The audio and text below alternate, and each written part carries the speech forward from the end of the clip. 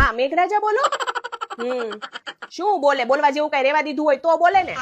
આ સૂરજ દાદા એમનું કામ બહુ સારી રીતે કરતા હતા, તો તમારે વચ્ચે પગ અડાડવાની શું જરૂર હતી? અમારા અંબાલાલ કાકા કહેતા હતા કે તમે આવશો તો અમે કઈ બહુ ધ્યાન આપ્યું નહીં, પણ તમે તો હાચીને પધારી ગયા. અમારા ખેડૂતો જ્યારે તમને આજીજી કરીને આવરે વરસાદ મેહુલિયો વરસાદ કરીને બોલાવતા હોય ત્યારે તો તમારે ભાવ ખાવો હોય, ત્યારે તો તમારે હરખી રીતે આવવું ન હોય, અને હવે ખેડૂતોનો પાક બગાડવા પધારી ગયા.